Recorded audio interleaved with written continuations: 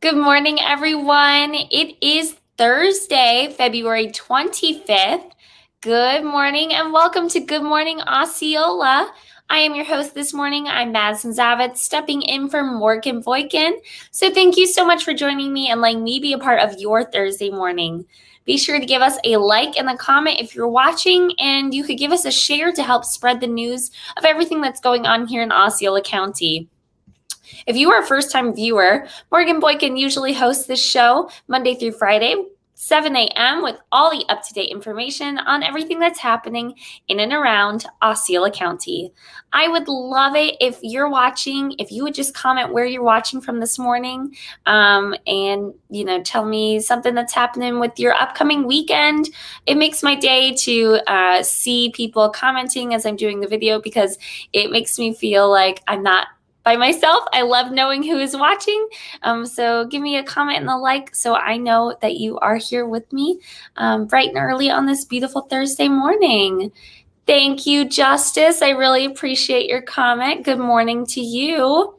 Is it cold in New York? Because it's not here. It's going to be hot. All right, guys. I think it's a time to officially get things started. Here we go.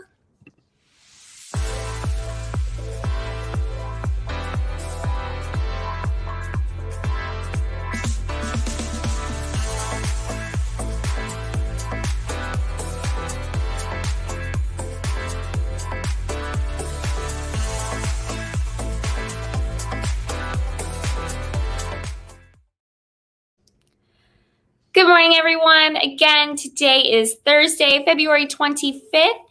You are watching Good Morning Osceola live with your step-in host, Madison Zavitz. Thanks again for joining me this morning. We are here to give you all the info on upcoming events and news that you need to know about Osceola County.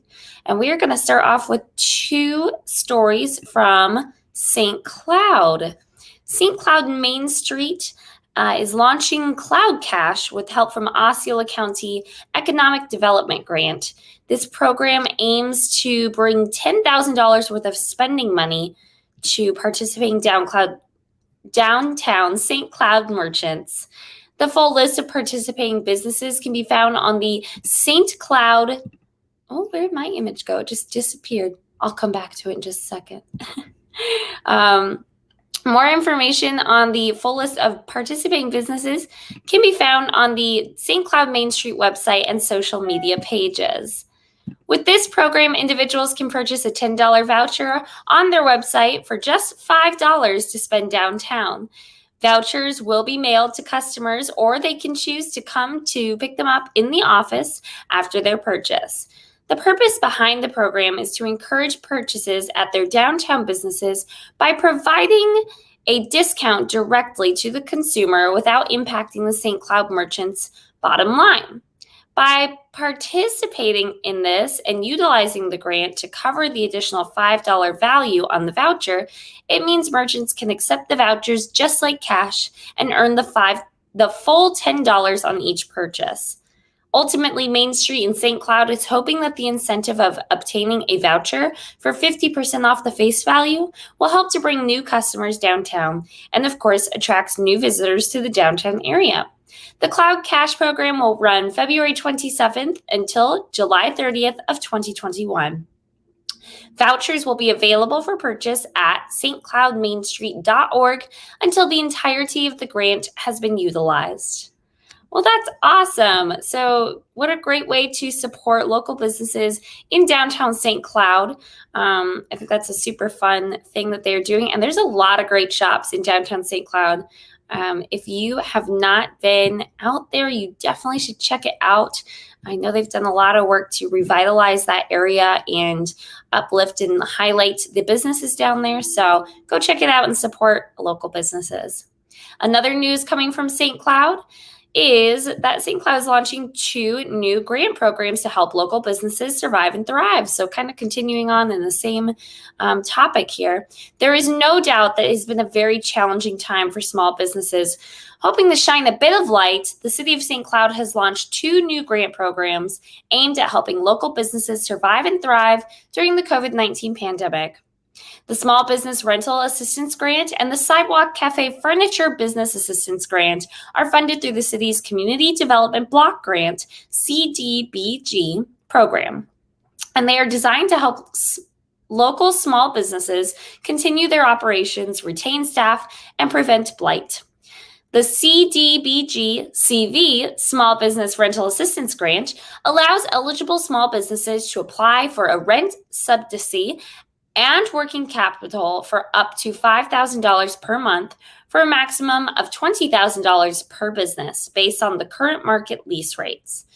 Grant recipients may use the funding specifically for rent or mortgage payment, payroll, or other working capital expenses such as insurance, utilities, and telephone expenses.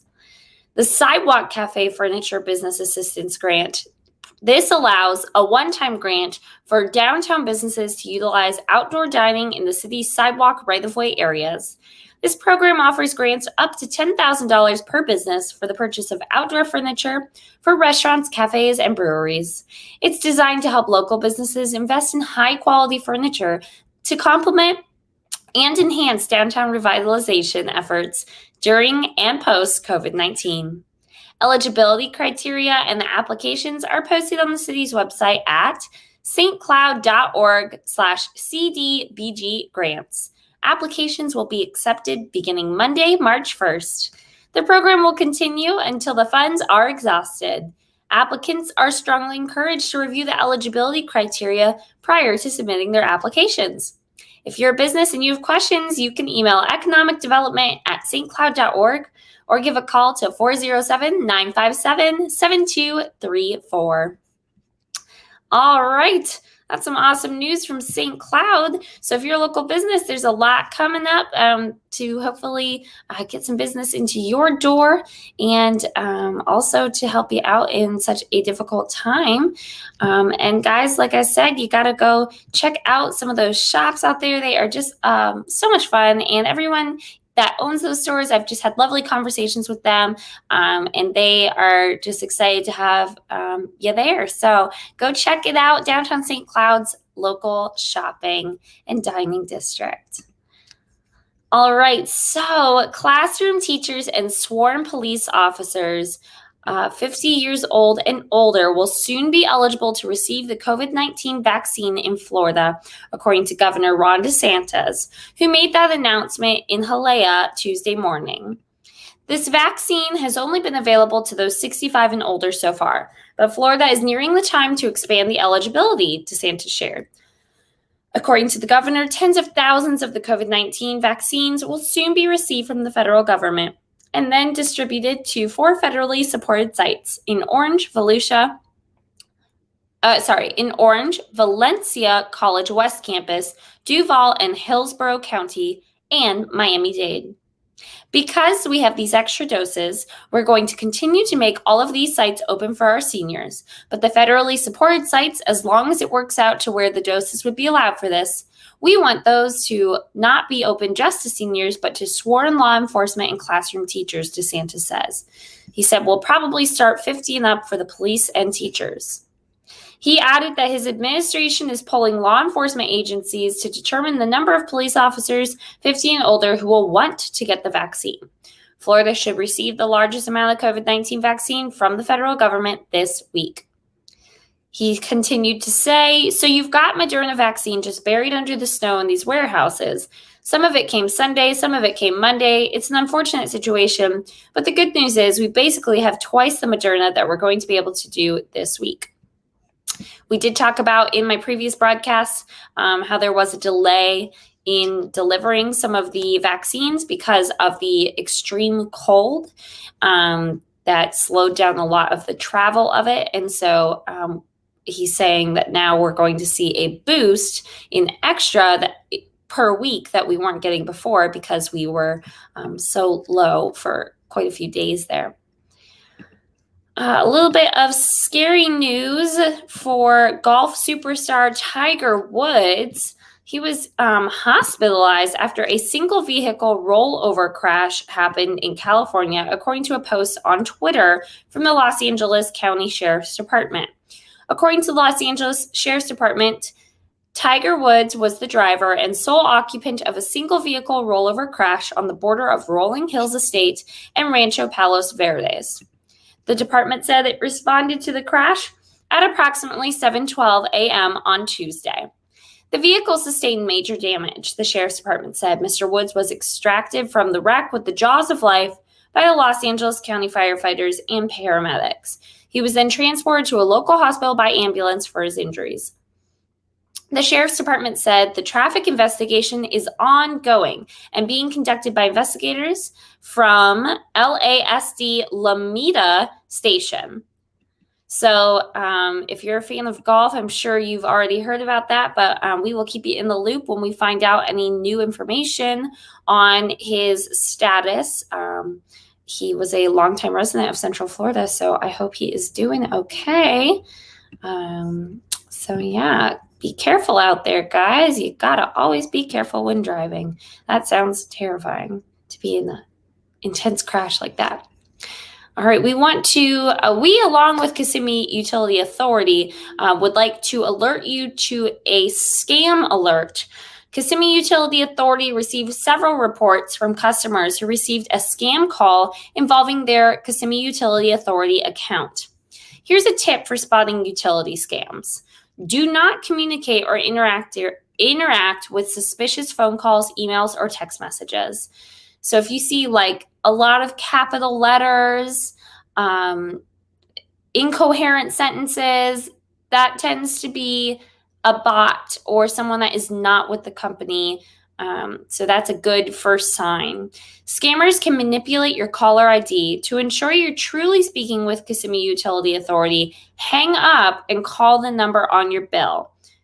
If it's the real deal and they need to talk to you, then they'll say, yes, we did call you just now. And if not, they'll be like, oh gosh, what is happening? Our agents or their agents will never ask for payment via debit cards, Green Dot cards, or Cash App.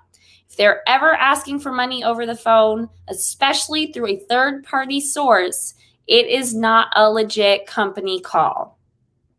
Some customers are more likely to be targeted by scammers. Be especially proactive in alerting these members of your community about public utility scams.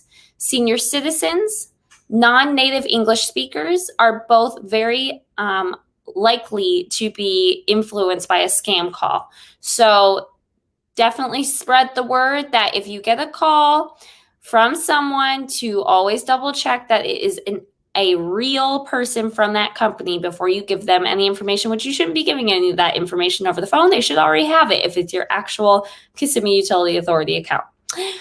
So if you ever have questions about the authenticity of a call from someone claiming to be KUA, you can hang up on that call and simply call them directly at 407-933-9800. You can #stop scams. Alert, alert, alert. Do not give your information over the phone.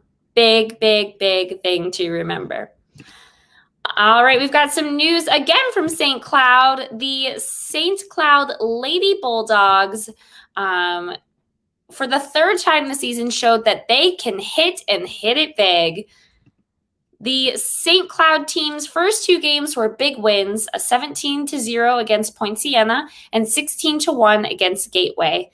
The Lady Storm showed they came to play in St. Cloud on Tuesday by scoring 2 runs in the top of the first and led as they went into the second after the Bulldogs, who only brought in 1 runner. But after the momentum moved on to St. Cloud, the Bulldogs picked up 3 runs in the second inning and then in the fourth, and things started to get away from them.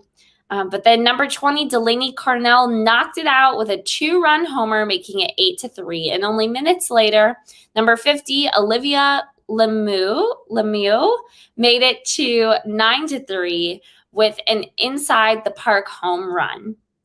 St. Cloud tackled on 3 more in the 5th and another in the 6th, which ended the game at 13-3.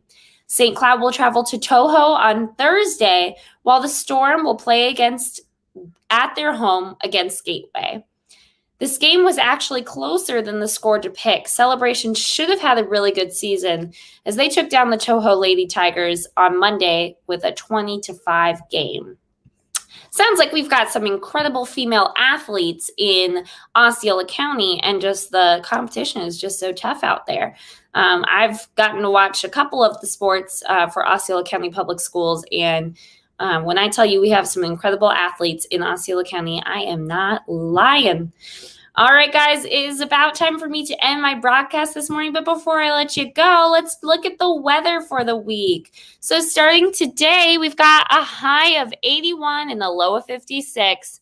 I bet my friend who was commenting from New York isn't seeing temperatures like that today.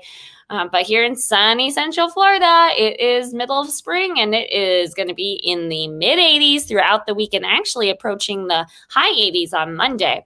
So lots of sunshine this week, a little bit of cloud coverage on Tuesday and Wednesday, but for the most part, we'll be in the mid-80s to high 80s and the mid to low 60s for our weather. All right, everyone, that is it for me. I am signing off. Thanks so much for tuning in this morning. Again, you can always follow us on Facebook, Instagram, Twitter, and our website, positivelyosceola.com. But you can always come and watch our show every weekday morning. Good Morning Osceola Live will be at 7 a.m. Monday through Friday. And on weekends at 8 a.m., I broadcast my weekend broadcast, Positive Impact. So if you are just wanting to tune in the morning and hear what's happening in Osceola County, we got you covered.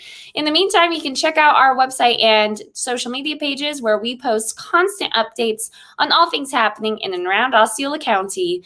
I'm Madi with Positively Osceola, where we are making a positive difference in and around Osceola County. I will see you tomorrow. It's time for the weekend. Whoop, whoop. See you then.